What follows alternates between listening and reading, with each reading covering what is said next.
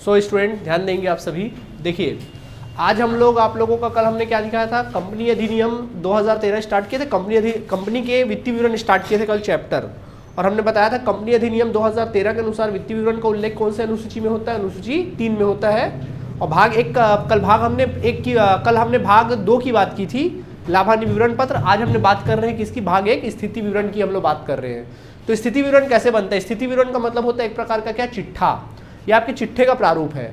तो generally company का जो चिट्ठा बनता है, जनरली आप लोगों ने चिट्ठा किस प्रकार का देखा हुआ है, पिछले साल तक पढ़ते थे, याद करो। इस प्रकार का चिट्ठा देखा आप लोगों ने, एक दायित्व होता था, दूसरा आप लोगों का संपत्ति हुआ करता था, याद है आप सभी को, एक दायित्व और एक संपत्ति हुआ करता था, याद है आप सभी को। इस प्रकार से पूंजी और दायित्व लिखा जाता था, संपत्ति, सारी संपत्तियां लिखी जाती थी, और संपत्ति के बारे में आप बहुत भली भांति तरीके से जानते हो संपत्ति। तो ये चिट्ठा का प्रारूप हुआ करता था पहले, ठीक है। लेकिन कंपनी का जो चिट्ठा होता है कुछ इस प्रकार का होता है, कंपनी का जो स्थिति विवरण होता है जो कुछ इस प्रकार का होता है, इसका कॉलम कुछ इस प्रकार का रहेगा। तो इस स्थिति विवरण में क्या होता है, एक विवरण का कॉलम होता है, ये एक टिप्पणी संख्या का कॉलम होता है, ये आपके चालू वर्ष का कॉलम हो जाता है, और एक गत वर्ष का कॉलम हो जाता है। चालू वर्ष के अमाउंट को आप इस कॉलम में लिखेंगे, गत वर्ष के अमाउंट को आप इस कॉलम में लिखेंगे। यहाँ पे सबसे पहले समता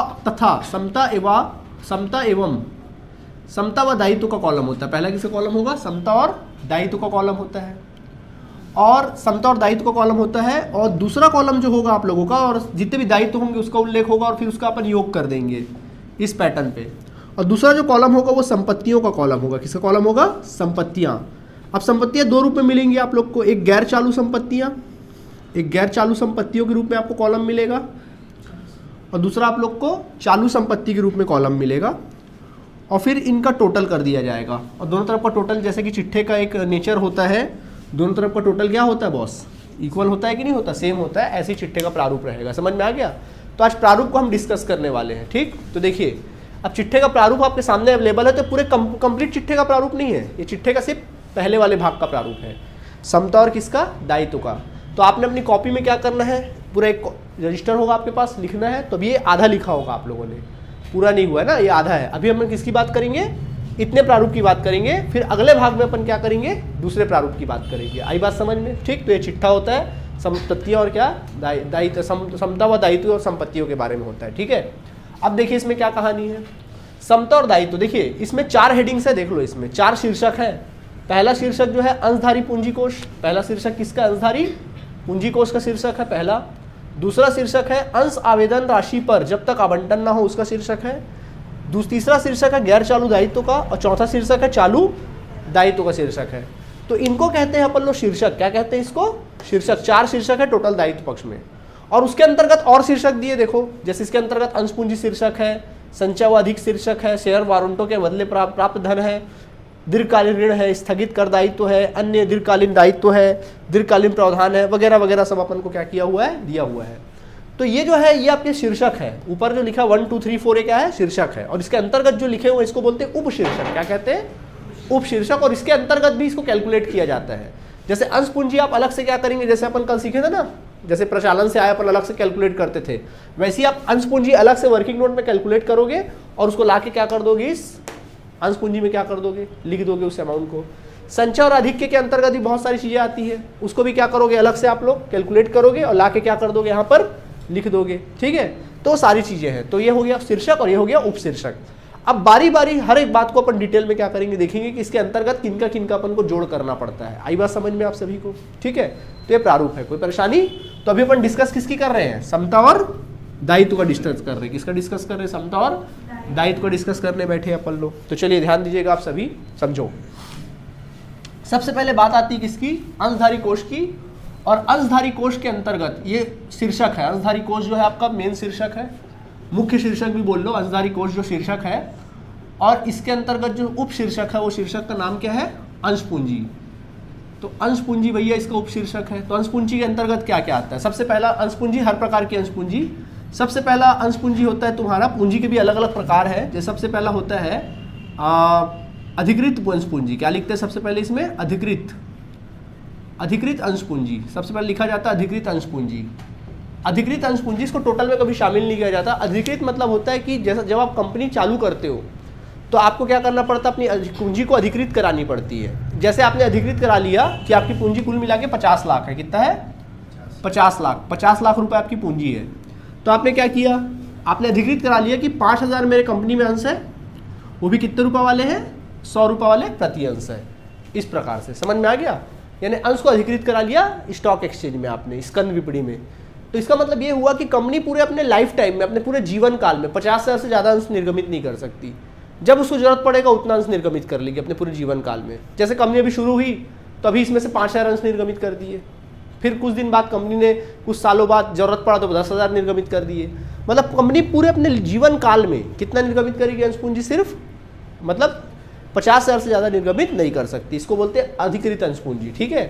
इसके बाद होती है निर्गमित अंश पूंजी। क्या होती है, निर्गमित अंश पूंजी। तो निर्गमित अंश पूंजी कौन सा होता है, तो देखो निर्गमित अंश पूंजी का मतलब होता है, जैसे आपने पढ़ रखा है कंपनी में, जैसे आप लोग क्या करते थे, 10,000 अंश निर्गमित करते थे, याद है, भले 50,000 अंश है, बस उसमें से आपने 10,000 अंश मार्केट में निर्गमित किया, इसको क्या बोलते हैं, निर्गमित अंश पूंजी, जो आपने निर्गमित किया। क्लियर है आप लोगों को। इसके बाद अगला होता है आप लोगों का, नेक्स्ट होता है याचित अंश पूंजी। क्या होती है, याचित अंश पूंजी। याचित का मतलब क्या होता है, मांगी गई। क्या हो गया, याचित का मतलब होता है मांगी गई। क्या कर गई, मांगी गई अंश पूंजी। मतलब वो अंश पूंजी जो मांगी जाती है। भाई आपने अंश पूंजी निर्गमित किया कितना, 10,000 अंशों का निर्गमन किया। कितने अंशों का निर्गमन किया, 10,000। जरूरी कि 10,000 के 10,000 आ जाएंगे, हो सकता है 8,000 मांगने के लिए आए, या हो सकता है 12,000 मांगने के लिए क्या हो गया आपके पास आ गए। उसको बोलते हैं याचित अंश पूंजी। क्या कहेंगे, याचित अंश पूंजी, ठीक है। याचित के बाद अगला होता है तुम लोगों का, याचित होता है, उसके बाद होता है याचित हो गई, और एक होता है तुम लोगों का नेक्स्ट होता है जो है वो होता है चुकता अंश पूंजी। क्या होती है, चुकता अंश पूंजी। चुकता अंश पूंजी यानी चुकता है, कितना पैसा चुकता है। जैसे आपने 100 रुपये का अंश पूंजी है, 100 रुपये पे आपने 70 रुपये तक मांगा है। जैसे आपने 10,000 निर्गमित किया, 10,000 याचित भी हो गया, 10,000 आपने क्या कर दिया, आवंटन भी कर दिया 10,000 आवंटन। अब उसमें से आपने क्या कर रहे हैं, मांग रहे हैं, मतलब आपने दे दिया। अब आप पैसा मांगोगे उसमें 10 रुपये, कभी 20 रुपये आवेदन वगैरह में नहीं मांगते हो। अभी आपने 70 तक मांगा है, 10,000 अंशों पर कितना मांगा आप लोगों ने अभी तक, 70 रुपये ही आपने मांगा है। यानी कितना मांगा आपने, कितना रुपये पैसा मिला आपको, 7 लाख। कितना मिला है, 10,000 अंशों पर सिर्फ आपने 70 रुपये तक मांगा है, तो कितना मिला है, 7 लाख। इसी को बोलते हैं क्या, चुकता अंश पूंजी। जितना पैसा आपका चुकता है, पूरा मांग लिए है, पूरा मिल गया है, क्या बोलेंगे इसको, पूरे 10 लाख लिख देंगे यहाँ पे, चुकता अंश पूंजी। और असल में ना जो अंश पूंजी कॉलम में ना, जो भी जिसमें लिखा जाता है अंश पूंजी में, वो चुकता अंश पूंजी को ही लिखा जाता है। जो अमाउंट लिखोगे ना यहाँ पे, कौन सा अमाउंट को लिखते हैं, जो चुकता अंश पूंजी, उसी को लिखा जाता है। आया बात समझ में कि नहीं आया, चुकता अंश पूंजी भी इसी कैटेगरी में आएगा। इसके अलावा आप लोग को याद होगा क्या,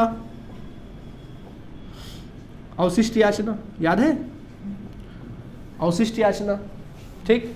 अवशिष्ट याचना भी किस में आएगा, इसी में आएगा। किसी प्रकार का अवशिष्ट याचना तो चुकता अंश पूंजी में क्या कर देंगे अपन लोग, घटा के उस अमाउंट को क्या करेंगे, यहाँ पे लिख देंगे। तो ये कहानी किसकी, अंश पूंजी की है। इसके अलावा होता है संचय, संचित अंश पूंजी। क्या होता है, संचित, संचित बोलते हैं, या फिर इसको बोलते हैं रिजर्व कैपिटल बोलते हैं इंग्लिश में, संचित अंश पूंजी। हिंदी में इसको कहते हैं संचित, संचित पूंजी, अंश पूंजी नहीं बल्कि संचित क्या बोलेंगे, पूंजी। संचित पूंजी का मतलब क्या होता है, देखिए जैसे कि मान लीजिए हमारे पास कितने रुपए का अंश है, 100 रुपए का अंश है। हमने मांगा कितना, 70 मांगा, 70 दे भी दिया। अभी बचा कितना मांगने को, 30 रुपए। कंपनी क्या करती, 30 रुपए कंपनी कभी उनसे नहीं मांगती, अपने अंशधारियों से 30 रुपए कभी नहीं मांगेगी। कंपनी कब मांगेगी मालूम, जब कंपनी सबसे अंतिम स्थिति में होगी, कंपनी जब बंद होने वाली होगी, तब वो 30 रुपए को क्या करेगी, कंपनी अपने अंशधारियों से क्या करेगी, पैसा मांगेगी। यानी कंपनी बंद होगी, और कंपनी बंद होने का कोई पता नहीं कब होगी। हो सकता है 10 साल बंद हो जाए, हो सकता है 100 साल बंद हो, कभी 150 साल में बंद हो, कोई पता नहीं अपन को कंपनी कब बंद होगी। तो कंपनी क्या सोच के रखती है कि कंपनी को संचित करके रखती है। कंपनी सोचती है कि 30 रुपये मैं तब मांगूंगा जब मुझे कंपनी क्या करना रहेगा, बंद करना रहेगा। क्या करना रहेगा, तभी वो मांगती। कंपनी एकदम बुरे दौर में मांगेगी। आया बात समझ में।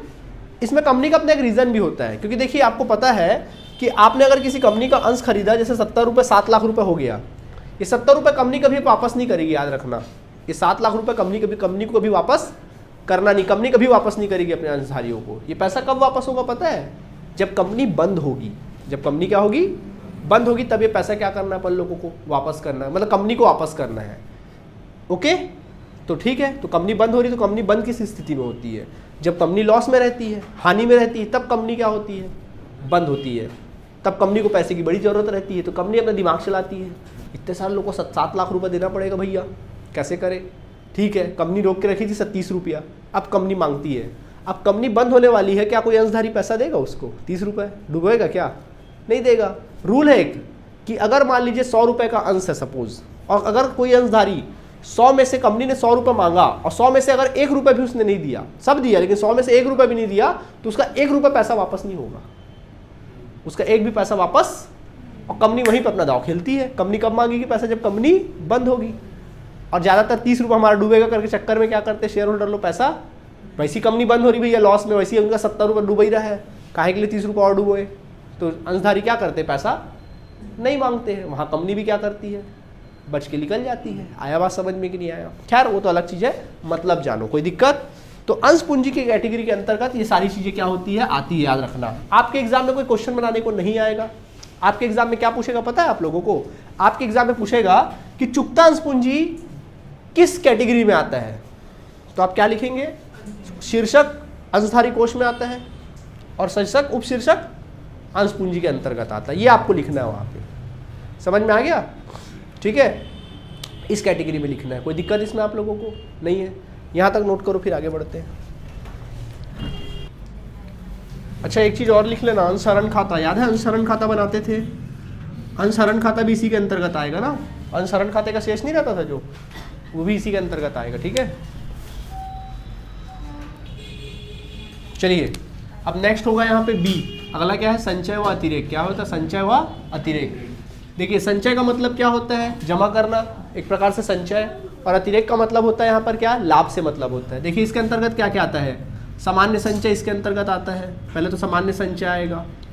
इसके अलावा आप लोगों का सामान्य संचय हो गया, और लाभ हानि खाते का समाकलन शेष, लाभ हानि खाते का समाकलन शेष, लाभ हानि खाते का समाकलन शेष। इसके अलावा आप लोगों का सामान्य संचय हो गया, लाभ हानि खाते का समाकलन शेष हो गया, और पूंजी संचय हो जाएगा। पूंजी संचय है वो इस कैटेगरी में आ जाएगा। ठीक है, और पूंजी संचय हो गया, और इसके अलावा ऋणपत्र शोधन संचय, ऋणपत्र शोधन संचय हो गया। ठीक है, इसके अलावा कर्मचारी क्षतिपूर्ति कोष संचय, कर्मचारी क्षतिपूर्ति कोष संचय, कर्मचारी क्षतिपूर्ति कोष अगर कोई संचय है तो वो इस कैटेगरी में क्या हो जाता है? आ जाता है। ठीक है, इसके अलावा आप लोगों ने पढ़ा होगा क्या?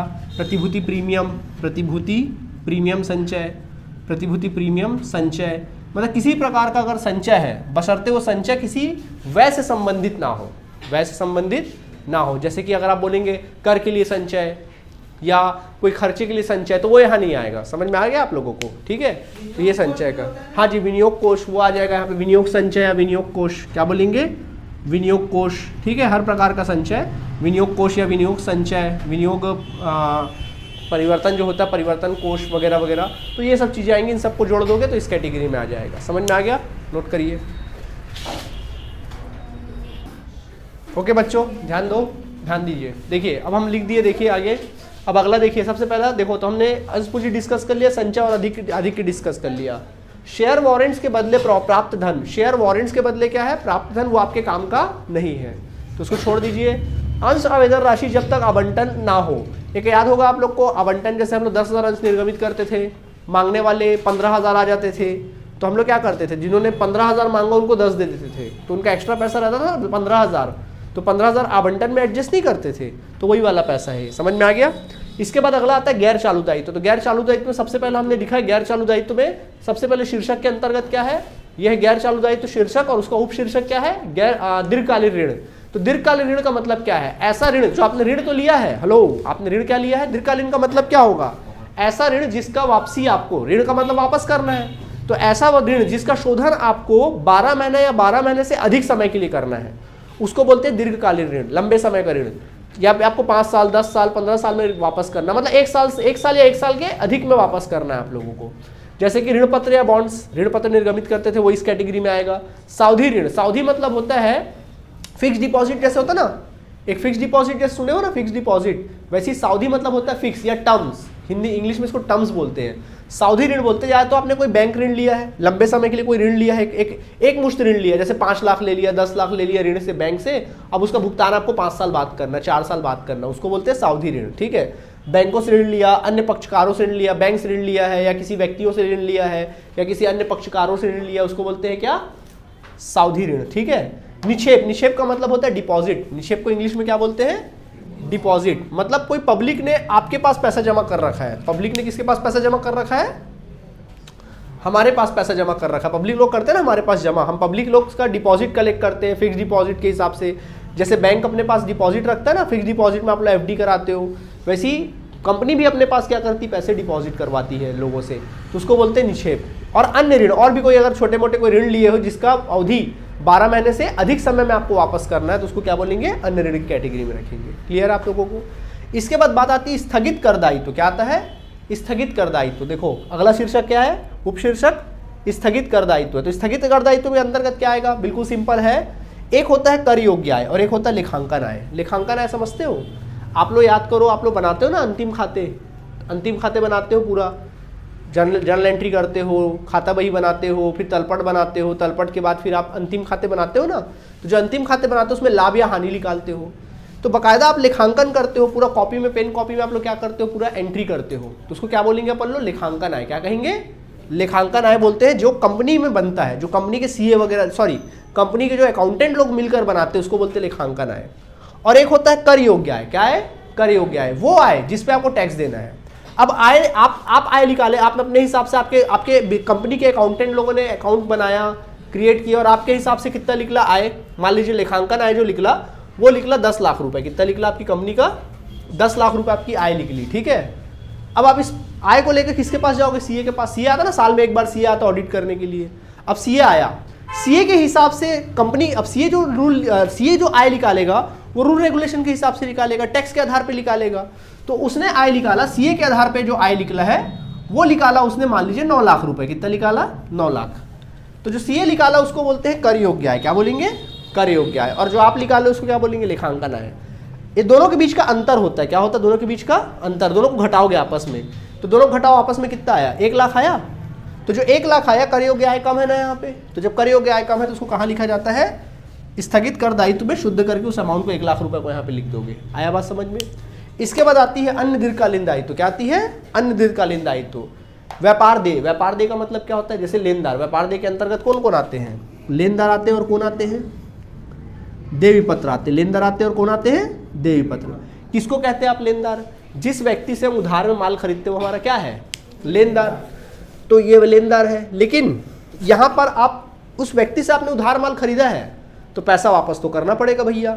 तो पैसा कितने समय वापस करोगे? जिस व्यक्ति को आप पैसा 12 माह या 12 माह से अधिक समय पैसा वापस करने वाले हो माल खरीदने का, तो वो इस कैटेगरी में आएगा। अगर आप जनरली अपन पैसा 15-20 दिन के अंदर दे देते हैं या 1 महीने के अंदर दे देते हैं तो फिर वो किस में आएगा? चालू दायित्व में आएगा। परंतु हम बात यहाँ कर रहे हैं, दीर्घकालीन की बात कर रहे हैं। टोटल बात किसकी हो रही है? गैर चालू दायित्व यानी कि दीर्घकालीन दायित्व की बात हो रही है। तो 12 महीने से ऊपर, मतलब आपने माल तो खरीदा है परंतु इसका पैसा आपको 12 महीने से अधिक समय में देना है। होता है बड़ी बड़ी कंपनी जो है कुछ पैसे 12 महीने के बाद देती है, 1 साल 2 साल का भी डिफरेंस रहता है। तो वैसी चीजें दीर्घकालीन दायित्व में आएगी। पूरा कंपनी रूल रेगुलेशन के हिसाब से बनता है। ठीक है। अच्छा, स्टेप बाय स्टेप लिखना ना, ऐसा नहीं कि इसको ऊपर लिख दिया इसको नीचे लिख दिया। इसी स्टेप में आपको क्या करना है? लिखना है। आया बात समझ में? ठीक है। इसके पश्चात अगला क्या होता है हमारा? दीर्घकालीन प्रावधान। दीर्घकालीन प्रावधान ऐसा प्रावधान, प्रावधान का मतलब क्या होता है? फंड। ऐसा प्रावधान जिसको आपको बहुत अधिक समय के बाद उसका यूज होने वाला है। जैसे कर्मचारी हितार्थ प्रावधान, कर्मचारियों के हितार्थ के लिए आप कोई प्रावधान बना रखे हो तो वो इसमें आ जाएगा। और कोई भी अन्य दीर्घकालीन प्रावधान, इसके बारे में ज्यादा कोई डिटेल नहीं है, खाली कर्मचारी हितार्थ प्रावधान दिमाग में रखो और अन्य दीर्घकालीन प्रावधान दिमाग में रखो। आया बात समझ में? नोट कर लीजिए। चलिए स्टूडेंट्स आगे बात करते हैं, ध्यान दीजिए सब इधर देखिए। देखिए अगला होता है तुम्हारा कौन सा दायित्व? चालू दायित्व। चालू दायित्व का मतलब क्या होता है? चालू दायित्व, देखो दायित्व का मतलब है भुगतान करना है। दीर्घकालीन का मतलब होता है वो दायित्व जिसको आपको 12 महीना या 12 महीने से अधिक समय के बाद भुगतान करना है। और चालू दायित्व का मतलब होता है कि वो दायित्व जिसका भुगतान आपको 12 महीने के अंदर करना है, उसको बोलते हैं चालू दायित्व। तो जितने भी दायित्व है सब 12 महीने के अंदर वाले होंगे। जैसे कि सबसे पहला कहानी क्या है? अल्पकालीन ऋण। तो अल्पकालीन ऋण मतलब बहुत कम समय का ऋण। मांग पर ऋण, मांग मतलब होता है कि मांग पर ऋण होता है कि जैसे जनरली जब कंपनी व्यापार करती है ना तो कंपनी को डेली की डेली पैसे की जरूरत पड़ती है। तो कंपनी 1 दिन के लिए 2 दिन के लिए क्या करती है? कुछ घंटों के लिए क्या करती है? पैसे मांगती है। और कुछ घंटे के लिए पैसे का यूज हुआ, पैसा फिर उसके बाद तुरंत क्या कर देती? वापस। मतलब घंटों में पैसे का आदान प्रदान होता है। मतलब कुछ आवर के लिए, कुछ दिनों के लिए पैसे का लेन देन होता है, उसको बोलते हैं मांग पर देय, ठीक है, मांग पर ऋण। संबंधित पक्षकारों से ऋण, कई बार अपन अपने संबंधित पक्षकार होते हैं, कोई दूसरा बिजनेस है उससे ऋण मांग लेते हैं, या कोई अपनी खुद की कोई कंपनी की कोई दूसरी ब्रांच है उससे अपन पैसा मांग लेते हैं, वो होता है। जमा, पब्लिक अगर हमारे पास कम समय के लिए जमा करी कंपनी में तो वो पैसा यहाँ आ जाता है। अन्य ऋण, और भी कोई ऋण या अग्रिम आपने प्राप्त किया है तो वो इस कैटेगरी में आएगा। व्यापारिक देय, व्यापारिक देय का मतलब क्या होता है? व्यापार, जब किसी से उधार माल खरीदते हो उसको क्या बोलते हैं? लेनदार। और वही व्यक्ति जब लिखित में आपको आश्वासन दे दे तो क्या बोलेंगे? लिखित में आप वचन दे दे तो क्या बोलेंगे?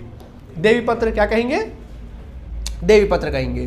तो ये 12 महीने से कम समय वाला है, 12 महीने से वाला दीर्घकालीन था, ये अल्पकालीन है, ठीक है। अन्य चालू दायित्व, तो इसके अलावा जो इन कैटेगरी में नहीं आए वो सब किस में आएंगे? अन्य चालू दायित्व में। जैसे अदत्त व्यय, अग्रिम आय, अदत्त ब्याज, अग्रिम याचना, ये सारी चीजें आई। बात समझ में? ओके। अगला होता है तुम्हारा अल्पकालीन प्रावधान। तो अल्पकालीन प्रावधान मतलब, प्रावधान का मतलब क्या होता है? प्रावधान का मतलब होता है एक तरह का फंड। क्या होता है? एक तरह का फंड होता है, ठीक है। प्रावधान का मतलब होता है एक तरह का फंड। जैसे क्या होता है, कंपनी को बहुत सारे बड़े बड़े खर्चे करने होते हैं।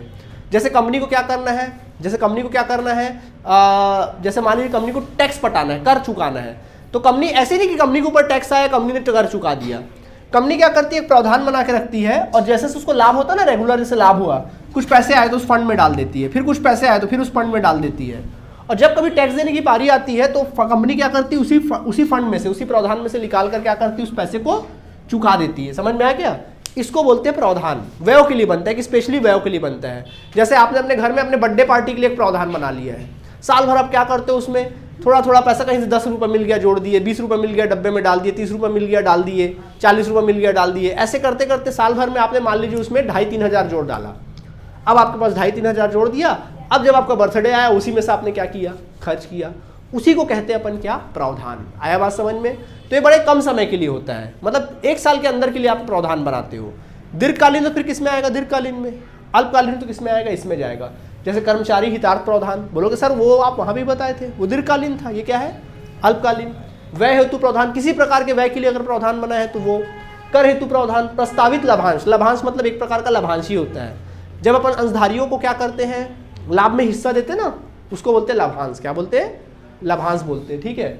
अन्य प्रावधान, और भी कोई अन्य प्रावधान है तो इस कैटेगरी में आएगा।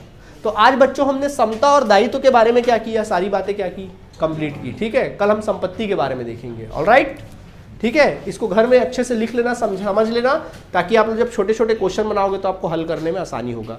पूरा क्वेश्चन बनाने नहीं आएगा, सिर्फ पूछेगा कि भाई कौन सा किस शीर्षक के अंतर्गत आता है, बस यही बताना रहेगा आपको। ओके, चलिए, थैंक यू।